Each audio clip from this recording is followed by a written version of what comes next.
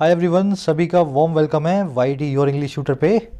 आज सुबह का फर्स्ट एडिटोरियल द हिंदू का पढ़ेंगे। ओवरली डिफरेंशियल इसका टाइटल है।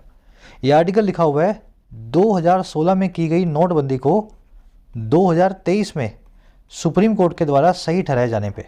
तो कोर्ट का ये मानना है कि नोटबंदी का फैसला सरकार का बिल्कुल सही था। अब इस आर्टिकल को डिटेल में देखेंगे, काफ़ी इंटरेस्टिंग है। कुछ क्वेश्चंस आपके सामने मैं रख रहा हूँ। 6 क्वेश्चंस हैं। आर्टिकल में कॉम्प्रीहेंशन को भी साथ लेके चलना है आपको, तो कुछ क्वेश्चंस कॉम्प्रीहेंशन के मिलेंगे, साथ में ग्रामर वोकैब को भी अपने को लेके चलना है। तो जो ग्रामर वोकैब आप सीखेंगे इस क्विज पे अप्लाई करेंगे, सॉल्यूशंस क्लास के लास्ट में करवाऊंगा। चलिए क्लास को शुरू करते हैं बिना देरी के।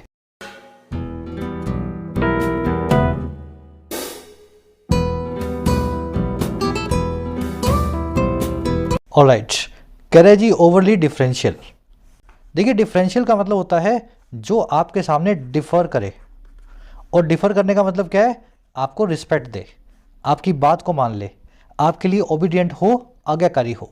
डिफरेंशियल का मतलब ये है रिस्पेक्टफुल या ओबीडियंट, किसी की बात मानने वाला, किसी के लिए कर्शियस। और ओवरली का क्या मतलब होता है?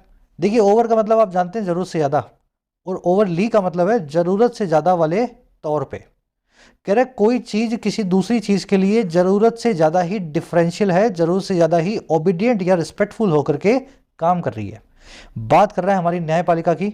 न्यायपालिका हमारी केंद्र सरकार के लिए बहुत ज़्यादा रिस्पेक्टफुल हो चुकी है। इतना रिस्पेक्टफुल या इतना ओबीडियंट होने की ज़रूरत हमारी कोर्ट्स को नहीं है। बात आ गई समझ में? चलो, अब टाइटल पैराग्राफ को देखेंगे, किस मामले में कोर्ट ने अपनी ओबीडियंस को दिखाया है। कह रहे जी while upholding demonetization SC failed to hold government accountable. कह रहे जी अपहोल्ड करते हुए, वाइल कंजंक्शन का काम ये होता है किसी काम के होते हुए दूसरे काम की बात करती है। कह रहे जी अपहोल्ड करते हुए, मेंटेन करते हुए, सपोर्ट करते हुए। अपहोल्ड करना, किसी चीज को सपोर्ट करना। अच्छा, किस चीज को भाई? डीमोनेटाइजेशन को, यानी कि नोटबंदी को। कह रहे जी नोटबंदी को सपोर्ट करते हुए हुआ ये कि कोमा लगा के सुप्रीम कोर्ट जो है ना हमारी, ये रह गई फेल, ये हो गई नाकामयाब। और किस काम में भाई? होल्ड करने में हमारी सरकार को अकाउंटेबल, यानी कि जिम्मेवार। होल्ड समवन अकाउंटेबल का मतलब यही होता है किसी को जिम्मेदार बनाना। इसको आप ऐसा भी बोल सकते हैं, होल्ड समवन टू अकाउंट।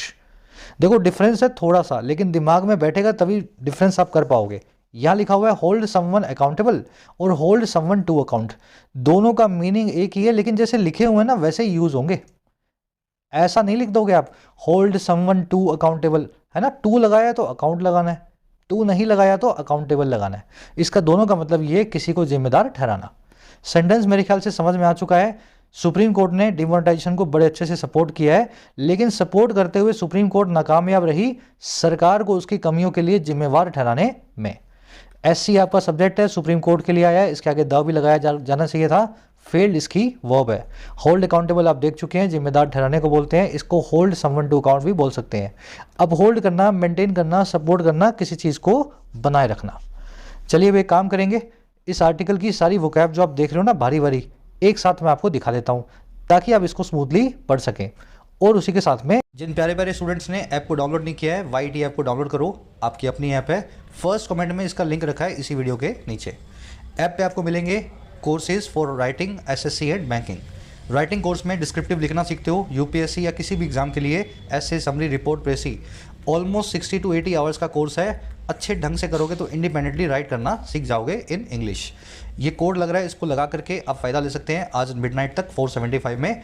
अभी इसका प्राइस बढ़ने वाले हैं नेक्स्ट मंथ से, उससे पहले फ़ायदा जरूर से लें। बैंकिंग कोर्स के अंदर आपको पूरा बैंकिंग का सिलेबस, क्लरिकल और पीओ, प्रीलिम्स और मेंस का प्लेंटी ऑफ प्रैक्टिस सेशंस के साथ में कवर करवाया जाता है। तो सही अप्रोच देख करके कैसे मार्क्स को बूस्ट करना है, ये बैंकिंग कोर्स में सीख सकते हैं। इसी तरीके से एसएससी के कोर्स में एसएससी के सभी एग्जाम्स का प्रीलिम्स और मेंस आपको तैयार करवाया जाता है। एक एक वैरायटी के क्वेश्चन को डिटेल्ड अप्रोच के साथ में करना सिखाया जाता है। कोर्सेज से रिलेटेड कोई भी क्वेरी हो, ये टीम का नंबर है, आप इस पर व्हाट्सअप करके टीम से बात कर सकते हैं। ऐप का लिंक इसी वीडियो के फर्स्ट कमेंट में रखा हुआ है। चलो जी, आज के वर्ड शुरू होते हैं ब्रश असाइड से। ब्रश असाइड या ब्रश ऑफ, इसको श्रग ऑफ भी बोल सकते हैं। तीनों का मतलब होता है किसी चीज़ को डिसरिगार्ड या इग्नोर करना। आ रही बात समझ में? मैंने आपसे बोला कि ये काम कर लो, आपने मेरी बात को बिल्कुल किनारे रख दिया, ब्रश असाइड या श्रग ऑफ करके बोल दिया, मैं तो मेरे हिसाब से ही चलूंगा। तो मेरी बात को, मेरी सलाह को आपने इग्नोर या डिसरिगार्ड करने की कोशिश की है। Both the parties brush aside या brush off their differences and formed an alliance. दोनों ही पार्टीज ने अपने मतभेदों को, डिफरेंसेस को ब्रश असाइड या ब्रश ऑफ कर दिया, इग्नोर या डिसरिगार्ड कर दिया और फॉर्म कर लिया एक नए दल को, एक नए गुट को, एक नए अलायंस को। तो ये फ्रेजल वर्ब आर्टिकल में आज आप देखेंगे ब्रश असाइड को। अगला वर्ड होता है एंटेल करना।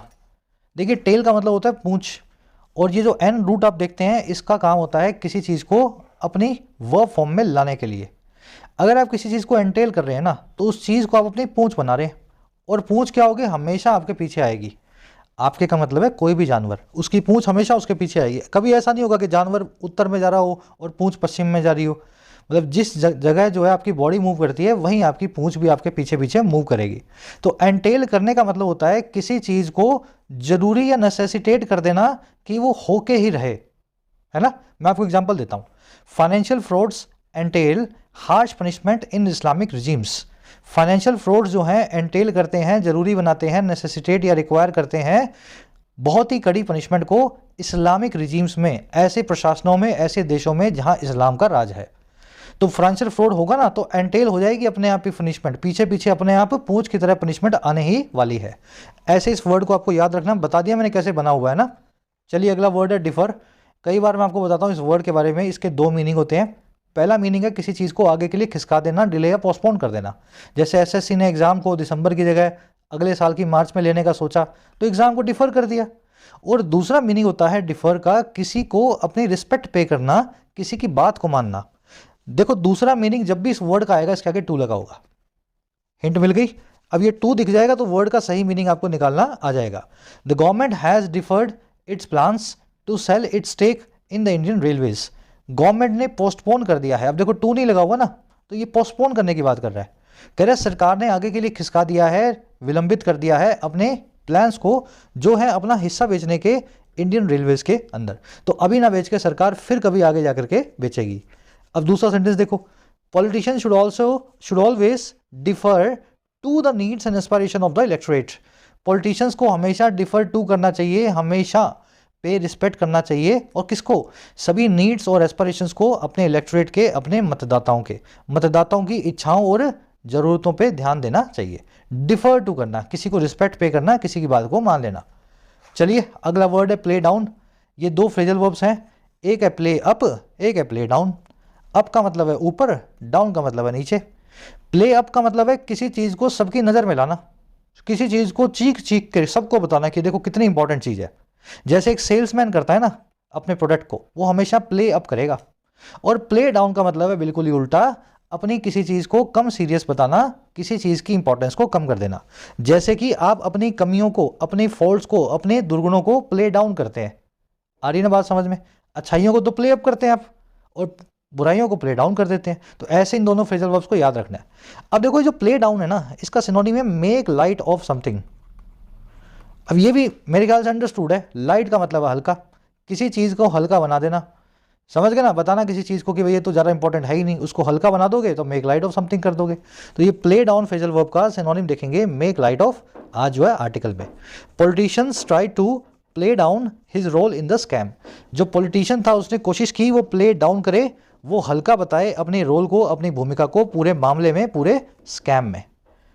चलिए अगला वर्ड है सकर। बहुत बार आया हुआ वर्ड है। सकर का मतलब होता है छोटा सा रिलीफ, अ स्मॉल रिलीफ। इतना कि चलो रिलीफ तो बन जाए लेकिन ज़्यादा आपके लिए पर्याप्त ना हो, ज़्यादा एडिक्वेट ना हो। Humanitarian aid by the locals has provided succour to the war refugees. जो छोटी मोटी ह्यूमैनिटेरियन एड है, जो मानवीय मदद है लोकल्स के द्वारा, वो प्रोवाइड किया है उसने थोड़े से रिलीफ को वॉर रिफ्यूजीज को, ऐसे लोग जो वॉर में रिफ्यूजी होके कहीं पे गए हैं। इसको रिप्रीव, कंसोलेशन या कोल्ड कंफर्ट भी बोलते हैं। आज कंसोलेशन नाम का वर्ड आर्टिकल में देखेंगे छोटे से रिलीफ के लिए। चलिए आखिरी दो वर्ड्स हैं सब्सटेंशियल और विम्सिकल। सब्सटेंशियल का मतलब होता है जो आकार में या मात्रा में बहुत बड़ा हो, जिसको नज़रअंदाज ना किया जा सके। The effects of the lockdowns have been substantial. Lockdowns के असर बहुत ही बड़े रहे हैं, नोटिसेबल या सिग्निफिकेंट, सब्सटेंशियल रहे हैं। और विम्सिकल आप जानते ही हैं, ये वर्ड भी बहुत बार आता है। विम्सिकल का मतलब होता है सिंपल भाषा में मूडी। आपके हिसाब से कोई काम आप कर दें अपने मन मर्जी से तो वो हो जाएगा आपके विम्सिकल। विम का वर्ड का मतलब ही होता है आपका मूड। तो कुछ लोग होते हैं ना अपने मूड के हिसाब से बात करेंगे तो वो फुल ऑफ विम्स होते हैं या विम्सिकल पीपल होते हैं। है ना। इसको एक्सेंट्रिक, आर्बिट्ररी, बिजार ऐसे वर्ड से भी बताया जाता है। आज आर्बिट्ररी नाम का वर्ड आर्टिकल में देखेंगे। The youth are fan of whimsical fashion nowadays. जो यूथ हैं आजकल वो फैन होते हैं बहुत ही अजीबो गरीब फैशन के, विम्सिकल फैशन के आजकल नाउ डेज। चलिए 5-7 वर्ड्स हैं, डिटेल में करवा दिए, जितना हो सका वर्ड्स को ब्रेक करके आपको बता रहा हूँ ताकि उनको याद करना सीखें, ना कि उनको रट्टा मारना। अब एक समरी आपको आर्टिकल की देंगे किस बारे में लिखा हुआ है। समरी बड़ी सीधी सी है। 2016 में सरकार ने नोटबंदी लगाई थी, डिमोनेटाइजेशन। कुछ लोगों का मानना है ये सही था, कुछ लोगों का मानना है कि ये गलत था, और कुछ लोग ऐसा भी बोलते हैं कि इसका इंटेंट तो सही था लेकिन इम्प्लीमेंटेशन गलत था। इरादा सही था लेकिन तरीका खराब था। तो अब इस सारा मामले को जो है सुप्रीम कोर्ट में सुनवाई करवाया गया 2022 में, 23 में, और सुप्रीम कोर्ट ने सुनवाई करके क्या पाया कि ये जो पूरा काम था ना डिमोनेटाइजेशन का, इन प्रिंसिपल ये गलत काम नहीं था, ये बहुत ही अच्छा काम था सरकार की तरफ से। हाँ, इसमें कुछ खामियां होंगी छोटी या बड़ी, उसके ऊपर सुप्रीम कोर्ट ने कोई कमेंट नहीं किया है। सुप्रीम कोर्ट का सिर्फ इतना कहना है कि हमने इंटेंशन देख करके ये पाया है कि ये बिल्कुल सही काम था। हमारा आर्टिकल कह रहा है कि ठीक है आपने ऐसा पाया होगा और हम मान भी लेते हैं, लेकिन आपको सरकार के लिए इतना ओबीडियंट होने की जरूरत नहीं है। डीमोनेटाइजेशन में आम आदमी को बहुत परेशानियां हुई थी, साथ ही साथ उन परेशानियों का भी अगर आप जिक्र कर देते फाइनल डिसीजन में तो उससे आम आदमी को राहत मिलती। सरकार का डिसीजन सही है लेकिन आम आदमी की परेशानी को भी सुप्रीम कोर्ट को एक्नॉलेज करना चाहिए था। बस आज इसकी यही समरी है। सुप्रीम कोर्ट के लिए थोड़ा सा क्रिटिकल हो रहा है, क्रिटिसाइजिंग टोन के अंदर। आइए अब आर्टिकल को शुरू करते हैं। कह रहा है जी, it is an oft repeated judicial view that courts must defer to the elected governments judgments in matters of economic and social policy. कह रहे जी ये जो है ना, इट इज़ ये है। अच्छा क्या है भाई? रिपीटेड जुडिशियल व्यू है, बार बार रिपीट की गई न्याय का एक व्यू है। जुडिशियल समझते हैं ना, जो न्याय से रिलेटेड हो, व्यू का मतलब है नज़रिया। और कितनी बार रिपीट किया गया? ऑफ्ट रिपीटेड है। ऑफ्ट का मतलब होता है ऑफन, ऑफन को ही, फ्रीक्वेंटली को ही हमने ऑफ लिख दिया है। तो कह रहा है ये बार बार रिपीट किया गया जो है न्यायिक नज़रिया है, जुडिशियल व्यू है, दैट वो ये कि जो भी हमारी कोर्ट्स हैं, जो भी हमारी न्यायपालिकाएं हैं, उनको डिफ़र टू करना चाहिए। अब देखो डिफ़र के बाद में टू लग गया तो मतलब किसी के लिए ओबीडियंस दिखाना, किसी के लिए ओबीडियंट हो जाना। तो हमारी न्यायपालिका को मान लेना चाहिए, ओबीडियंट होना चाहिए, और किसके सामने? चुनी हुई सरकार की जजमेंट के सामने, उस फैसले के सामने। और कौन सा फैसला? वो फैसला होता है जो मैटर में हो, जो इस मामले में हो, या तो आर्थिक या फिर सामाजिक पॉलिसी का। तो ये अक्सर कहा जाता है कि सरकार की आर्थिक और सामाजिक नीतियों को सुप्रीम कोर्ट में मान लिया जाना चाहिए, उन पे कोई मीन मेक कोर्ट को नहीं निकालनी चाहिए। आगे बात समझ में, सेंटेंस बड़ा आसान है। इट की वर्ब है इज, ऑफ्ट रिपीटेड या ऑफ्ट बन गया एडवर्ब जिसका मतलब है ऑफन या फ्रीक्वेंटली। रिपीटेड का मतलब है जिसको बार बार रिपीट किया जाए। वर्ब की third form past participle adjective. Courts की वर्ब है मस्ट डिफर, डिफर टू करना, किसी की बात को मान लेना। ये टू से ही मुझे पता लगा कि यहाँ पे बात को मान लिए जाने की बात की जा रही है, किसी के लिए ओबीडियंट होने की बात हो रही है। चलिए और आगे देखते हैं और क्या कहना चाह रहा है। कह रहे जी their interventions are usually limited to instances where executive decisions are palpably, arbitrarily और पेटेंटली इलीगल। कह रहे उनकी जो इंटरवेंशंस हैं, उनकी जो दखल अंदाजियां हैं, कह रहे वो अक्सर लिमिटेड टू होती हैं, वो अक्सर इस जगह तक सीमित होती हैं। लिमिटेड मतलब सीमित। और कहाँ तक भाई, कहाँ तक सीमित होती हैं? उन्हीं इंस्टेंसेस तक, उन्हीं ओकेजन्स तक, उन्हीं मामलों तक जहाँ पे जो एग्जीक्यूटिव डिसीजंस हैं। एग्जीक्यूटिव डिसीजन मतलब क्या है? हमारी कार्यपालिका के फैसले, हमारे बड़े जो मंत्रालय हैं या जो जितने भी बाबू हैं, ब्यूरोक्रेट्स हैं, है ना, कार्यपालिका आप समझते हैं ना, एग्जीक्यूटिव। कह रहे उनकी इंटरवेंशन, सुप्रीम कोर्ट की दखल अंदाजियाँ वहीं तक सीमित हैं, उन्हीं मामलों तक जहाँ पे हमारी कार्यपालिका के जो डिसीजंस हैं ना, वो कैसे हों? वो या तो पैल्पेबली आर्बिट्रेरी हों या फिर पेटेंटली इलीगल हों, या तो वो नोटिसेबली, पैल्पेबली मतलब जिसको नोटिस किया जा सके, जिसको फील किया सके, या तो जो फील किए जाने वाले तौर पे मनमाने हों, आर्बिट्रेरी या विम्सिकल हों, और या फिर वो पेटेंटली इलीगल हों, ऐसे इलीगल हों, ऐसे गैरकानूनी हों जो साफ तौर पे जाहिर हो। पेटेंटली मतलब इन अ क्लियर मैनर। आज भारी भरकम वर्ड्स यूज हुए हैं, कोई बात नहीं, अपॉर्चुनिटी है ऐसे वर्ड्स को याद करने की। 10 में से 2 वर्ड भी याद हो गए और वो उनमें से एक वर्ड आपको मिल गया एग्जाम में, तो ये आपके लिए बेनिफिट है ना, डरना मत। सेंटेंस मेरे ख्याल से आप समझ चुके हैं। इंटरवेंशंस जो हैं वो लिमिटेड होती हैं, इंटरवेंशंस की वर्ब है आर लिमिटेड, और वहाँ तक होती है हम डिसीजंस तक जो डिसीजंस इस प्रकार के हैं, गैर कानूनी है साफ तौर पे, या महसूस किए जा सकने वाले पे तौर पे मनमाने हैं, आर्बिट्ररी हैं। सभी वर्ड्स को देख लेना। इंस्टेंस मतलब घटना, अकरेंस, ओकेजन, मामला, पैल्पेबली मतलब नोटिसेबली, जिसको फील किया जा सके, आर्बिट्रेरी मतलब जो मनमाने ढंग का हो, मूडी हो, विम्सिकल हो, एक्सेंट्रिक हो, डिस्क्रिशनरी हो, है ना। पेटेंटली का मतलब है क्लियर मैनर में, इन अ ट्रांसपेरेंट मैनर। कह रहे in this backdrop it is no surprise that 4 of the 5 judges on a constitutional bench of the Supreme Court defer to the government's wisdom in dramatically announcing the move on November 8, 2016 to demonetize all 500 and 1000 rupees notes that were then in a circulation। लंबा sentence है, कोई बात नहीं, थोड़ा थोड़ा करके पढ़ लो। कह रहा है इसी बैकड्रॉप में अगर देखा जाए, इसी पूरी बात को अगर समझा जाए जो हमने ऊपर की है ना, इस मामले पे नज़र डालते हुए, कह रहे फिर कोई सरप्राइज नहीं है इस बात में, कोई अचंभा नहीं है कि जो 4 है ना, 4 और किनमें से 5 जजेस में जो एक संवैधानिक पीठ के हैं, कॉन्स्टिट्यूशन बेंच के हैं, हमारी सुप्रीम कोर्ट की, कह रहे इन 4 जजेस ने डिफर टू कर दिया, इन 4 जजेस ने मान लिया, और किसको? सरकार की विजडम को, गवर्नमेंट की समझदारी को। और किस चीज़ में मान लिया भाई? ये समझदारी थी ड्रामेटिकली अनाउंस कर देने की, अचानक से बहुत ही बड़े तौर पे ऐलान कर देने की। ड्रामेटिकली मतलब इन अ ड्रामेटिकल मैनर, जैसे ड्रामा होता है ना टीवी में, अचानक से कोई बड़ी सी चीज़ आपको पता लगती है, वैसे ही जैसे मोदी जी ने एक दिन आकर के बोल दिया कि कल से 500 का नोट नहीं चलेगा, तो ये ड्रामेटिकल मैनर में हुआ था।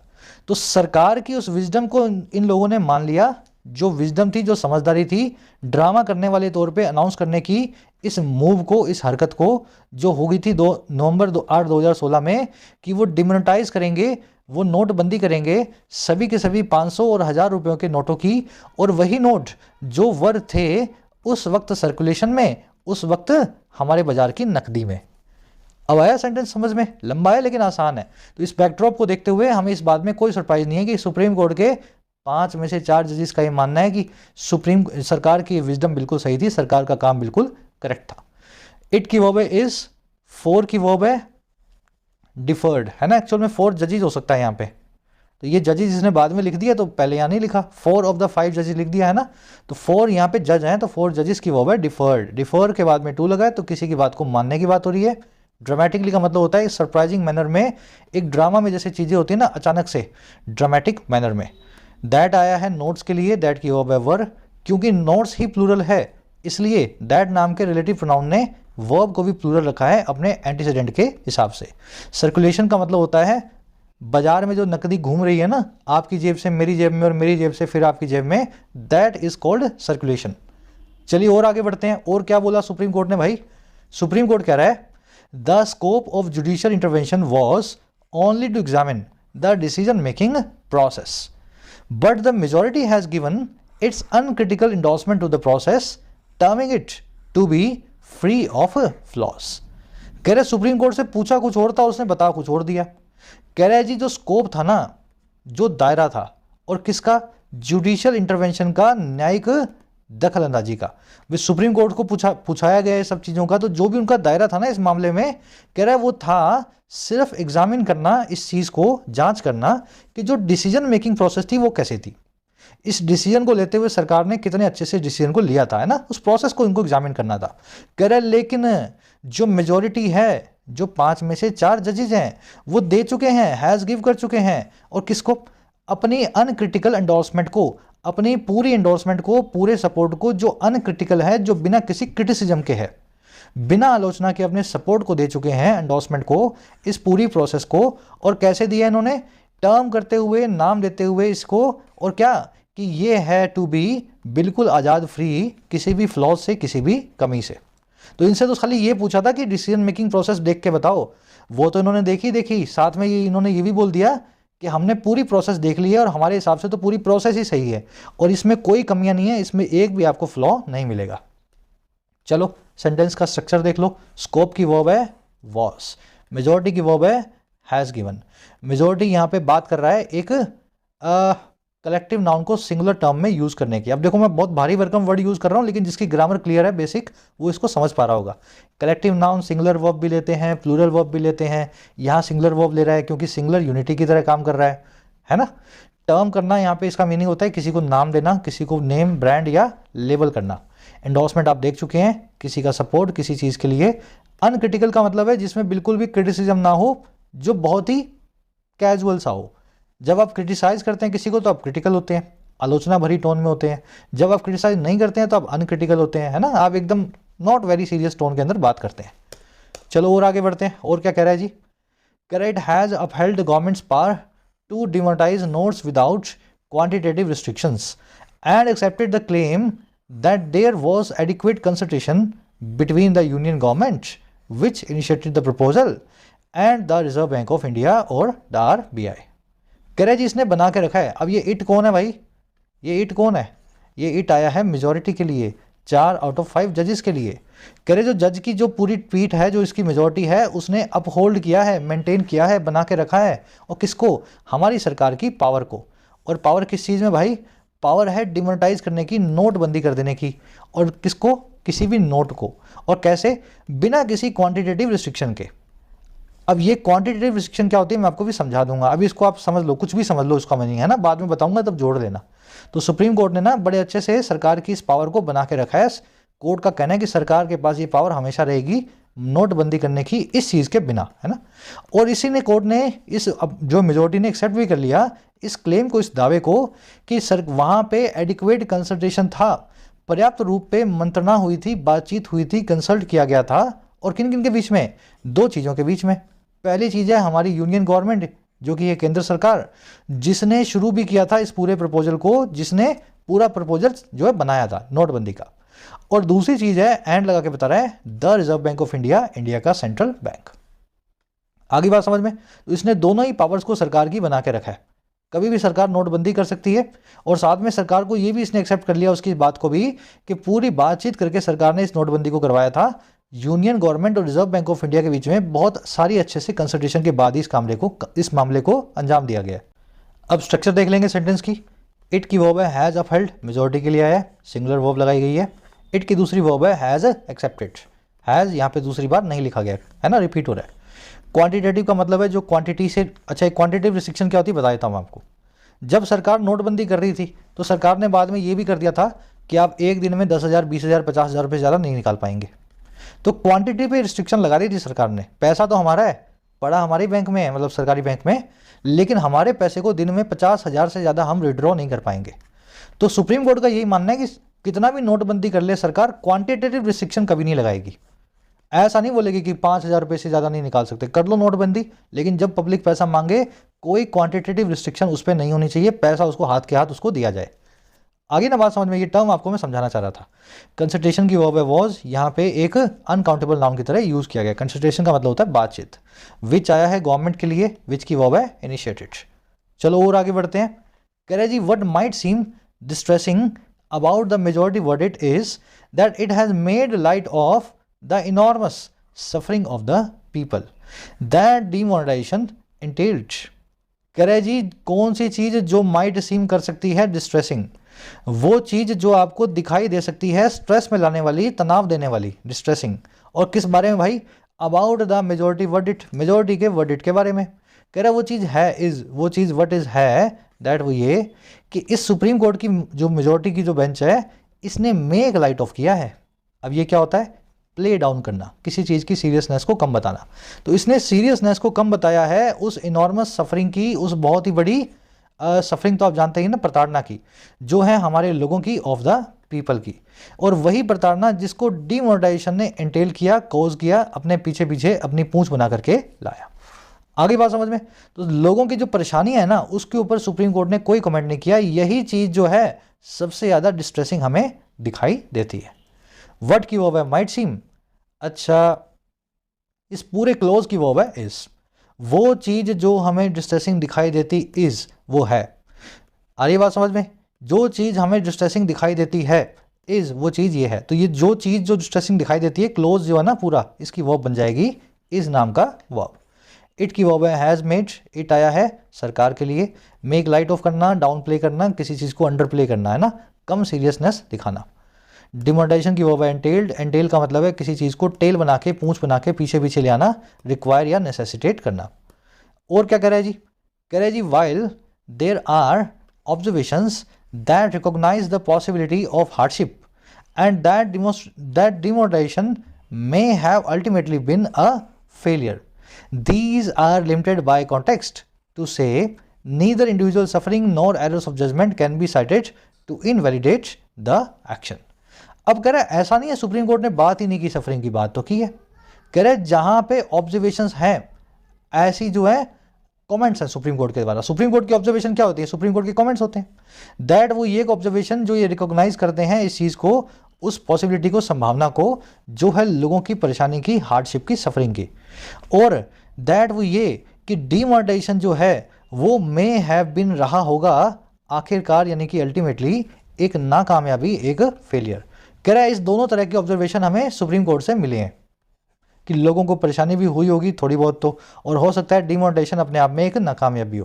कह रहे लेकिन फिर भी ये बहुत लिमिटेड हैं, बहुत सीमित हैं अपने कॉन्टेक्स्ट के हिसाब से, जहाँ पे लिखे गए हैं उस सिचुएशन के हिसाब से। ऐसा कहने के लिए, से करने के लिए, क्या करने के लिए भाई, ना तो कोई आदमी की सफरिंग और ना सरकार का एरर ऑफ जजमेंट जो है उसको साइड किया जा सकता है, उसका हवाला दिया जा सकता है इस पूरे एक्शन की वैलिडिटी को खराब बताने के, इसको इनवैलिडेट, इसको गैर कानूनी बताने के। आई बात समझ में। सुप्रीम कोर्ट ने एक दो जगह बोला तो है हल्का फुल्का कि लोग बड़े परेशान हुए जी, सरकार का ये सारा मामला तो बड़ा फेलियर जैसा है, डीमोनेटाइजेशन से कुछ ज़्यादा फायदा नहीं हुआ, लेकिन ऐसी जगह पे लिखे गए ऐसे कॉन्टेक्स्ट में इससे आप दोनों ही बातें नहीं कह पाओगे अल्टीमेटली उस फैसले को देख करके। ना तो आप ये कह पाओगे कि सुप्रीम कोर्ट ने सरकार की एरर ऑफ जजमेंट को गलत बताया, ना ये कह पाओगे कि सुप्रीम कोर्ट ने आम आदमी की सफरिंग को भी जो है अब उसमें लिया है ना अपने। चलिए स्ट्रक्चर देख लो। ऑब्जर्वेशंस की वर्ब है आर, दैट की वर्ब है रिकॉग्नाइज, दैट आया है ऑब्जर्वेशंस के लिए, प्लूरल है, इसे दैट की वर्ब भी प्लूरल है। डिमोनेटाइजेशन की वर्ब है मे हैव बिन, है ना। चलो दीज की वर्ब है आर, इंडिविजुअल सफरिंग और एरर्स इन दोनों की वर्ब है कैन बी साइटेड। ये दोनों जुड़े हुए हैं नीदर और नॉर से। साइट करना, किसी चीज़ को कोट करना, किसी चीज़ का हवाला देना, है ना। चलिए अब आ जाओ नेक्स्ट पैराग्राफ पे, और क्या कहना चाह रहा है जी। आगे कह रहा है the majority has brushed aside substantial arguments based on A proportionality. अब यहीं रुक जाओ, ये बड़ा सा भारी सा वर्कम वर्ड है ना प्रोपोर्शनैलिटी, तो पहले आप इसको समझ लो फिर आगे सेंटेंस को बढ़ाना। कह रहे इस पूरी मेजोरिटी ने, 5 में से 4 जजेस के ग्रुप ने ब्रश असाइड कर दिया है। अब ब्रश असाइड करना, ब्रश ऑफ करना, श्रग ऑफ करना, किसी चीज़ को साइड में रख देना, डिसरिगार्ड कर देना। तो उस मेजोरिटी ने ना डिसरिगार्ड कर दिया है बहुत बड़ी बड़ी सब्सटेंशियल आर्ग्यूमेंट्स को। और कौन सी आर्ग्यूमेंट्स, जो बेस्ड हैं, जो आधारित हैं प्रोपोर्शनैलिटी के सिद्धांत पे। अब ये प्रोपोर्शनैलिटी का सिद्धांत होता क्या है, मान लीजिए एक आदमी ने एक मर्डर किया है और एक आदमी ने 20 रुपए की चोरी की है। दोनों ही मामलों में मैक्सिमम सजा का प्रावधान है, मान लीजिए 15-15 साल मैक्सिमम, ठीक है, चोरी में भी और मर्डर में भी मान लीजिए। और सरकार ने या कोर्ट ने दोनों को ही 15-15 साल की सजा दे दी, 20 रुपए चुराने वाले को भी और 4 आदमियों को मारने वाले को भी। तो यहाँ पे प्रोपोर्शनैलिटी का सिद्धांत जो है ना ये फेल हो गया। भाई जितना बड़ा गुनाह है उसी प्रोपोर्शन में सजा दो, और जितना छोटा गुनाह है उसी प्रोपोर्शन में यहाँ भी सजा दो। बात आ रही है ना समझ में। एक आदमी ने 1000 रुपए चुराए हों और एक आदमी ने बहुत जगह डाका डाला हो, है ना, रॉबरीज की हो, तो उस डकैत को और उस चोर को बराबर सजा नहीं मिलेगी। दोनों को प्रोपोर्शनैलिटी का सिद्धांत देखेंगे कि किसने कितनी बड़ी चोरी की है उतनी बड़ी सजा उसको देंगे। तो बस ऐसे ही आर्गुमेंट्स को मेजोरिटी ने ब्रश असाइड कर दिया, प्रोपोर्शनैलिटी के सिद्धांत के ऊपर कुछ जवाब ही नहीं दिया। अब कैसे नहीं दिया भाई, ये ऐसे नहीं दिया, होल्डिंग दैट, इस चीज को होल्ड करते हुए, इस बात को कहते हुए demonetisation survives every test for proportionality. Demonetisation जो है सर्वाइव करता है, ये जिंदा रहता है, पास कर देता है प्रोपोर्शनैलिटी के हर टेस्ट को, हर जांच को। अब ये टेस्ट कौन कौन से हैं भाई, 3 टेस्ट आपके सामने लिखे हुए हैं। There was a legitimate purpose, अब ये पर्पस बीच में बताया गया ब्रैकेट से ब्रैकेट के बीच में, unearthing fake currency and hoarded wealth and combating terror funding. तो कह रहे हैं पहला तो ये प्रोपोर्शनैलिटी का सिद्धांत का टेस्ट कि एक लेजिटिमेट पर्पस होना चाहिए, ठीक है, सही आपके पास पर्पस हो, क्यों आप डिमोनेटाइजेशन कर रहे हो, जो लेजिटिमेट हो। और पर्पस क्या है यहाँ पे, ये पर्पस है भंडाफोड़ करना, अनअर्थ करना, अनकवर करना, एक्सपोज करना फेक करेंसी को और दूसरा इकट्ठी की गई होर्डेड वेल्थ को, ऐसी पूंजी को जिसको आपने जमाखोरों की तरह जमा किया है। और तीसरा कॉम्बैट करना टेरर फंडिंग को, दहशतगर्द में पैसे को। तो पहला तो काम यह है प्रोपोर्शनलिटी का एक पर्पस होना चाहिए। दूसरा काम, there was a nexus between the action and the objectives. तो एक नेक्सस, एक लिंक, एक रिलेशन होना चाहिए किसी भी काम के एक्शन में और उसके ऑब्जेक्टिव में। जैसे आपको पढ़ना है, पेपर पास करना है, ऑब्जेक्टिव है पेपर पास करना, लेकिन काम है आपके गलियों में घूमने वाले, तो दोनों में कोई नेक्सस नहीं है। तो ये चेक करते हैं कि नेक्सस बना हुआ है नहीं बना हुआ, जो काम सरकार ने किया उससे उसका ऑब्जेक्टिव फुलफिल हो रहा है नहीं हो रहा। तीसरा काम क्या है, and the court did not have the expertise to suggest a less intrusive way of achieving these objectives.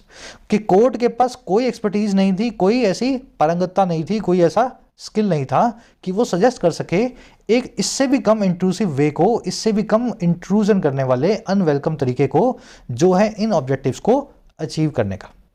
आई बात समझ में? प्रोपोर्शनलिटी के सिद्धांत को इन 3 क्वेश्चंस पे उन्होंने खत्म कर दिया। पहले क्वेश्चन में उन्होंने बोल दिया कि लेजिटिमेट पर्पस होना चाहिए और हमें मिल चुका है। दूसरा, हमें यह भी मिल गया कि जो काम मोदी जी ने किया और जो उनका मंशा थी वो दोनों के बीच में लिंक भी मिल रहा है हमें। और तीसरा हमें यह भी मिल गया है कि हमारे पास कोई एक्सपर्टीज नहीं है कि हम आपको ये बता पाएं कि इस डीमोनेटाइजेशन से कम इंट्रूसिव वे कौन सा हो सकता है जिससे ये सारे ऑब्जेक्टिव्स फुलफिल हों। तो जब हम बता ही नहीं सकते हैं कि इससे कम कौन सा स्टेप हो सकता था, तो ये स्टेप मोदी जी का और सरकार का बिल्कुल जायज़ है। आगे बात समझे, बहुत गहरे सेंटेंसेज हैं, अच्छे लेवल का है आज का, डरना मत। मेजॉरिटी की वर्ब है हैज़ ब्रश असाइड करना, ब्रश ऑफ करना, श्रग ऑफ करना, डिसमिस करना, याद है ना। सब्सटेंशियल का मतलब होता है जो आकार में, मात्रा में बहुत बड़ा हो, क्वांटिटी में, है ना, सब्सटेंशियल। डिमोनेटाइजेशन की वर्ब है सर्वाइव का मतलब होता है किसी चीज़ से गुजरना, उसको पास करना, उसको क्रॉस करना। पर्पस की वर्ब है वॉज, नेक्सस की वर्ब है वॉज, कोर्ट की वर्ब है डिड नॉट हैव। अच्छा, ये nexus between the action and objective है ना, तो ये बिटवीन एंड से दोनों ऑब्जेक्टिव और नेक्सस मिले हुए हैं, उन दोनों की वर्ब है वॉज। आ रही ना बात समझ में? Between the action and the objective, इन दोनों की वर्ब है वॉज। चलो, अनअर्थ करना, किसी चीज़ को सबके सामने लाना, धरती में से निकाल करके, एक्सपोज करना, रिवील करना, अनअर्थ करना। अब एक वर्ड देख लेना, होर्डेड। ये वर्ड बना है होर्ड नाम की वर्ब से। आपने एक वर्ड भी सुना होगा, होर्डर या होर्डिंग। तो होर्ड नाम का वर्ड का मतलब होता है HORD का, किसी चीज़ को जमाखोरी की तरह इकट्ठा करना, जमाखोरी करना किसी चीज़ की। तो होर्डेड नाम का एडजेक्टिव हमने यहाँ V3 बना रखा है होर्ड नाम की वर्ब से। लेकिन इस वर्ब को होर्ड नाम के नाउन से कंपेयर मत करना। देखो यहाँ पे HOARD, यहाँ पे HORDE। इसका मतलब होता है किसी कीड़े मकोड़े जानवरों का बड़ा सा ग्रुप, है ना। Horde of mosquitoes, horde of dogs, है ना, जंगल में कुत्तों का गुट जा रहा है तो होर्ड हो गया। तो किसी भी कीड़े मकोड़े जानवर के बड़े से ग्रुप को हम बोलते हैं होर्ड, है ना। इसको इससे कंपेयर करके थोड़ा सा दिमाग में बिठाना। चलो आगे बढ़ेंगे। आज के क्विज में इन दोनों वर्ड्स को आपसे पूछा गया फिलर्स के अंदर। कह रहा है जी, however it does not properly address the question on whether the adverse consequences could have been limited। कह रहा है हालांकि इसने कोई रिप्लाई नहीं किया है, कोई एड्रेस नहीं किया है, संबोधित नहीं किया गया है इस सवाल को, जो कि है हाँ या ना, कि जो एडवर्स कॉन्सिक्वेंसेज हैं, जो बुरे नतीजे हैं, वो लिमिटेड हो सकते थे, इससे ज़्यादा सीमित हो सकते थे या नहीं हो सकते थे, है ना। तो इस सवाल पे कोई जवाब सुप्रीम कोर्ट ने, कोई रिमार्क नहीं पेश किया। चलिए, इट की वर्ब है डज नॉट एड्रेस। एड्रेस का मतलब होता है किसी का पता, कहाँ पे आप रहते हो, और वर्ब फॉर्म में एड्रेस का मतलब होता है किसी को संबोधित करना, किसी को किसी की बात का जवाब देना। कॉन्सिक्वेंसेस की वर्ब है could have been limited. Consequence का मतलब होता है परिणाम, रिजल्ट, है ना। चलो, एडवर्स मतलब बुरा होता है, हार्श, बैड या सिवियर। कह रहा है it is unfortunate that the court had nothing critical to say about the government failing to anticipate the ruinous effects of extinguishing the value of 86% of available currency. लंबा sentence है और यहीं रोक देंगे। कह रहा है जी, ये भी अनफॉर्चुनेट बात है बड़ी ही। दैट वो ये कौन सी भाई? दैट वो ये कि कोर्ट के पास कुछ भी नहीं था, हैड नथिंग, बहुत ही क्रिटिकल, बहुत ही आलोचक कहने के लिए, से करने के लिए। और किस बारे में? अबाउट लगा के बता रहा है, सरकार के नाकामयाब होने के बारे में, जो है एंटिसिपेट करने में तबाही भरे असर को, एंटिसिपेट करना मतलब पूर्वानुमान लगाना, पूर्वानुमान लगाने में तबाही भरे असर को, इफेक्ट को, रूइनस इफेक्ट को, और किसका? एक्सटिंग्विश करने का, ख़त्म कर देने का, टर्मिनेट कर देने का हमारी 86% करेंसी की वैल्यू को, जो इकॉनमी में, ऑन द इकॉनमी थी। And the immense miseries it heaped on the population, और बड़ी बड़ी जो मिजरीज हैं, जो हार्डशिप्स हैं, इसने हीप ऑन की हैं, इकट्ठा की हैं, ढेरी लगाई है हमारी पॉपुलेशन पे, हमारे देश की आबादी पे। भारी भरकम सेंटेंस है लेकिन पढ़ने पड़ेंगे, ये बड़ा ही अनफॉर्चुनेट है। कोर्ट के पास कुछ भी कहने को नहीं था, नथिंग क्रिटिकल टू से था। सरकार की नाकामयाबी के बारे में जो है एंटिसिपेट करने की, तबाही भरे असर को, और असर था एक्सटिंग्विश करने का, ख़त्म कर देने का देश की 86% अवेलेबल करेंसी का। तो 86% करेंसी थी 500 और 1000 रुपये के नोट, तो उनको जैसे ही आप एक्सटिंग्विश करते, ख़त्म करते, तो कितनी तबाही होती। तो वो तबाही को सरकार जो है फेल कर रही एंटिसिपेट करने में, तो कोर्ट ने इस बारे में कुछ भी नहीं कहा। और दूसरा उस चीज़ के बारे में जो इमेंस मिजरीज आई हैं, जो बड़ी बड़ी परेशानियां आई हैं, जो इस पूरी चीज़ ने ढेरी लगा के इकट्ठा कर दी हैं, हीप कर दी हैं हम लोगों के ऊपर, हमारी देश की आबादी पे, है ना। सेंटेंस ऐसा बना हुआ है। इट की वर्ब है इज, इट की वर्ब है हीप्ड। इमेंस का मतलब है बहुत बड़ा, ग्रेट है ना, बहुत ही बड़ा साइज के अंदर। एक्सटिंग्विश करना, किसी चीज़ को बुझा देना, ख़त्म कर देना, टर्मिनेट कर देना। रुइनस मतलब डिजास्ट्रस, जो रुइन कर दे, जो डिजास्टर, जो डिवास्टेशन लेकर के आए, जो तबाही लेके आए, रुइनस कहलाता है ना। रुइन करना मतलब तबाह करना। और कुछ देखने वाला नहीं है ना इसमें। हीप एक नाउन भी है, एक वर्ब भी है। नाउन फॉर्म में हीप का मतलब होता है ढेरी, और वर्ब फॉर्म में हीप का मतलब होता है ढेरी लगाना, एक्यूमुलेट करना या पाइलअप करना। हुआ क्या लास्ट में, कह रहे जी लास्ट में ये हुआ कि justice BF Nagarthanas decent, holding the process to be flawed and the RBI's approach to be without application of mind is a consolation। कह रहे जो जस्टिस 5 में से 1 बच गए ना, 4 ने तो बोल दिया सही था, तो 1 ने गलत बताया ना, तो जो गलत बताने वाले थे डिमोनेटाइजेशन को, जस्टिस BV नागारथना, कह रहे इनकी जो डिसेंट है इस पूरे डिसएग्रीमेंट है ना, इस पूरे मामले से, डिसेंट मतलब डिसएग्रीमेंट। और कैसे इनका डिसएग्रीमेंट है, होल्ड करते हुए पूरी प्रोसेस को फ्लॉड, बताते हुए या मेंटेन करते हुए पूरे मामले को, पूरी प्रक्रिया को गलत, और RBI के अप्रोच को बताते हुए टू बी क्या, कि वो बिना एप्लीकेशन ऑफ माइंड है, बड़ी बेवकूफ़ी भरी है। कह रहे इन दोनों चीज़ों को बोलते हुए जस्टिस साहब की जो डिसेंट थी, जो अपोजिशन था इस मामले को लेके, कह रहा है वो अपने आप में एक छोटा सा कंसोलेशन है, छोटा सा कोल्ड कंफर्ट है, स्मॉल रिलीफ है। और किन के लिए, वो लोग जो चाहते हैं कोर्ट को कि वो होल्ड करे उन लोगों को जो पावर में बैठे हैं, those in power to account, hold someone to account या होल्ड समवन अकाउंटेबल, किसी को जिम्मेदार ठहराना। तो जो लोग चाहते थे ना कि कोर्ट सरकार को जिम्मेदार ठहराए, उन लोगों को जिम्मेदार ठहराए जो इन पावर बैठे हैं, उन लोगों के लिए जस्टिस जो नागारथना की डिसेंट है वो अपने आप में कंसोलेशन की तरह, एक छोटे से राहत की तरह आई है। डिसेंट की वर्ब है इज, डिसेंट का मतलब होता है डिसएग्रीमेंट, किसी मामले से opposition. Consolation, small relief, cold comfort, reprieve, छोटी सी राहत को बोलते हैं। चलिए ये स्ट्रक्चर फिर देख लेना। टू अकाउंट और अकाउंटेबल एक ही बात होती है होल्ड के साथ में। कह रहे हैं in larger sense of course a judicial rap on policy questions matters little. कह रहे अगर बड़ी पिक्चर को देखो, लार्जर सेंस में देखो, तो कोई इसमें हमारे को कोई भी इसमें डाउट नहीं है, ऑफ कोर्स बिना डाउट के। जो जुडिशियल रैप होता है, रैप का मतलब होता है हिट, ब्लो, थोड़ी सी लताड़। कह रहे न्यायिक लताड़ जो है पॉलिसी क्वेश्चंस पे, वो बहुत ही कम मैटर करती है। तो अगर न्यायालय कुछ बोल भी देना, जो हमारी कार्यपालिका को, व्यवस्थापिका को, तो बड़ी बात नहीं होती। लार्जर सेंस में देखो तो इससे कुछ ज़्यादा होता नहीं है। रैप मतलब आप समझ गए हैं, छोटी सी लताड़। इसकी वर्ब है मैटर्स। मैटर लिटिल का मतलब है ना के बराबर किसी चीज़ का तवज्जो दिया जाना। कह रहा है but it might give governments cause for pause before implementing decisions with far reaching consequences for the people. कह रहा लेकिन इसका एक फ़ायदा है, हो सकता है ये दे दे सरकारों को एक कारण, एक कोज रुक जाने का, पोज ले लेने का। और किससे पहले भाई, इससे पहले कि वो इम्प्लीमेंट करें बड़े बड़े डिसीजंस को, जिनके दूर दराज के कॉन्सिक्वेंसेज हैं, बड़े बड़े जिनके परिणाम हैं लोगों के लिए, आबादी के लिए, फॉर द पीपल के लिए। तो जुडिशियल रैप से कुछ नुकसान नहीं होता सरकार में बैठे लोगों का। हाँ बस उनको थोड़ा डर लगता है, वो अगली बार जब कुछ बड़ा फैसला लेते हैं ना इस तरह का, तो उससे पहले एक बार रुक के सोचते हैं 2 बार कि फिर से ये मामला सुप्रीम कोर्ट में तो नहीं चला जाएगा। ठीक है। इट की over might give, cause for pause, समझ गए ना, पोज लेने का कारण, रुकने का कॉज। चलिए बहुत ही अच्छा आर्टिकल है, 10 में से 10 मार्क्स दूंगा इसको मैं। बहुत ही अच्छी राइटिंग की हुई है। आज आपने स्ट्रगल किया होगा इस आर्टिकल को पढ़ने में, लेकिन ये स्ट्रगल आपकी जर्नी का पार्ट होना चाहिए। जल्दी से अब क्वेश्चंस पे आ जाओ।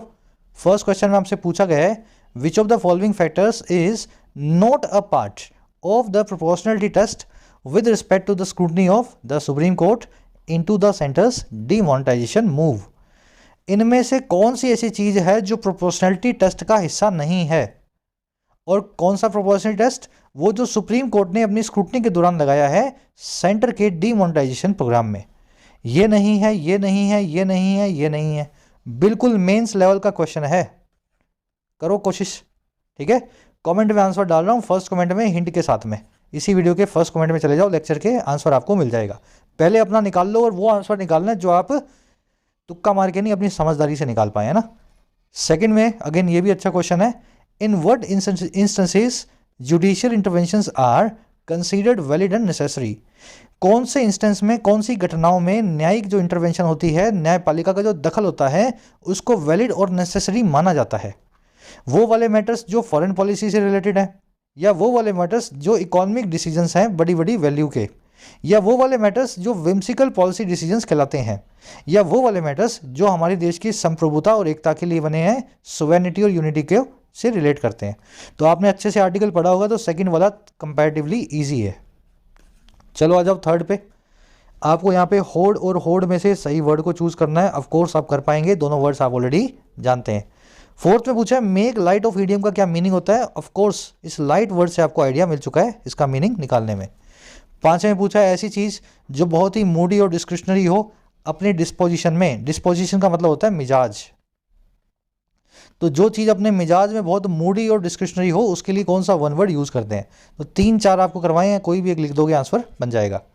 6वां है defer to someone phrasal verb का क्या मीनिंग होता है। तो डिफर वर्ड के 2 मीनिंग है, आप दिखा दो टू के साथ में कौन सा मीनिंग लगेगा और बिना टू के कौन सा लगेगा। चलिए यही रैपअप करेंगे। सभी क्वेश्चंस के आंसर इसी वीडियो के फर्स्ट कमेंट में, लेक्चर के नीचे जाओ, फर्स्ट कमेंट पिन कमेंट है, उसमें रीड मोर पे क्लिक करना, पूरा कमेंट पढ़ना, नीचे आपको आंसर्स मिलेंगे। आउट ऑफ 6 कितने मार्क्स मिले जरूर से बताना। मुलाकात होगी। कोर्सेज अवेलेबल हैं ऐप पे, जाके फ़ायदा ले सकते हो। टाइम रहते ही कोर्सेज का फ़ायदा लेना है, ऐसा ना हो लास्ट मोमेंट पे आकर के आप मैसेज करें सर 15 दिन रह गए, 1 महीना रह गया। अभी जब वक्त है पढ़ने का तो पढ़ाई पे पूरा ध्यान दो। कंटेंट सारा अवेलेबल है एप्लीकेशन पे, राइटिंग का, एसएससी का और बैंकिंग का। ऐप को जाओ, कमेंट सेक्शन से डाउनलोड करो, फर्स्ट कमेंट से लिंक रखा है।